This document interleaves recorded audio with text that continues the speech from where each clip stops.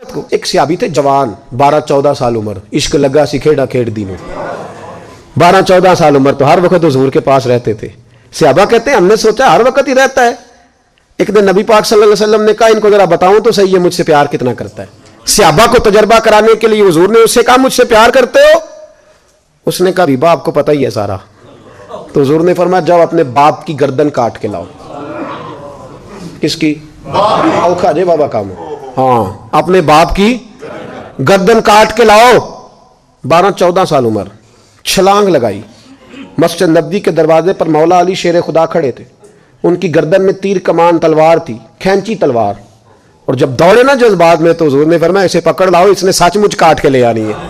لے آؤ پکڑ کے. عاشق نزاکت جانتے ہیں. حضرت طلحہ بن برا بیمار ہو گئے. بیمار, دن میں 2 دفعہ میرے نبی تیمارداری کرنے جاتے تھے. 2 دفعہ. اللہ کرے وہ بیماری میں ہی آ جائے. چر ہویا مینو ترلے لیندیاں کدی موڑ میرے ول واگاں, خواب میری وچ ایک وار جہاں میں ساری عمر نہ جاگاں. نبی پاک صلی اللہ علیہ وسلم 2 دفعہ تیمارداری کرنے جاتے. 2 دفعہ دن, 2 دفعہ حضور پتہ لے. ایک دن حضور شام کو گئے, ان کا ماتھا چوما تو حضور کی آنکھوں میں آنسو آ گئے. پھر میرے حبیب پاک نے ان کے والد کو کونے میں بلایا, کوئی بات کہی, باپ بھی رونے لگے. حضور نے پھر پیار کیا, چلے گئے. حضرت طلحہ اپنے ابا جی سے کہنے لگے حضور کیا کہہ کے گئے؟ کہا بیٹے کچھ نہیں. کہا نہیں مجھے بتائیں. کچھ نہیں, رشتہ ہی بڑا نازک, نہیں بتائیں.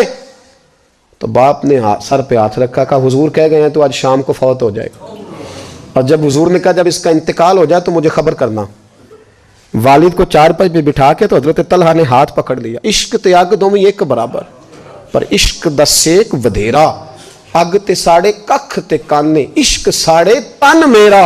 او اگ دا دارو میہ تے پانی, مینوں کوئی دسے عشق دا دارو کیڑا. بلے شاہ اوتھے کچھ نہیں بچدا جتھے عشق ہوراں دا ڈیرا. ہاتھ پکڑا باپ کا اور کہنے لگے ابا جی ایک وعدہ کرو, رات کو جب میں فوت ہو جاؤں تو نبی پاک کو اطلاع نہیں دینی, خبر. کہا بیٹے حضور کہہ گئے ہیں دینی ہے, تو کہتا نہیں دینی, کیوں؟ عاشق نزاکت جانتے ہیں. اگرچہ 12-14 سال عمر تھی پر عشق پکا تھا نا, نزاکت سمجھتے تھے. کہنے لگے ابا جی جن گلیوں سے حضور نے گزر کے آنا ہے وہ یہودیوں کی گلیاں ہیں. ایسا نہ ہو میرے جنازے کی خاطر حضور گزرے اور کوئی میرے نبی کو تکلیف دے دے, اس لیے خبر نہیں کرنی مصطفیٰ کو. آپ جنازہ پڑھ کے دفنا دینا. رات کو انتقال ہوا, باپ نے جنازہ پڑھا, دفن کیا. سارا کچھ جاننے والے رسول آئے. کہا مجھے بتایا کیوں نہیں؟ عرض کی محبوبہ, کہتا تھا حضور کو تکلیف نہیں دینی, میری ذات کی خاطر تکلیف نہ دینا, نہ کوئی یہودی تکلیف نہ پہنچا دے. گلیاں یہودیوں کی ہیں, قربان جائیں. ساری دنیا روزہ رسول پہ, اور میرے رسول نے فرمایا مجھے بتاؤ اس کی قبر کہاں ہے.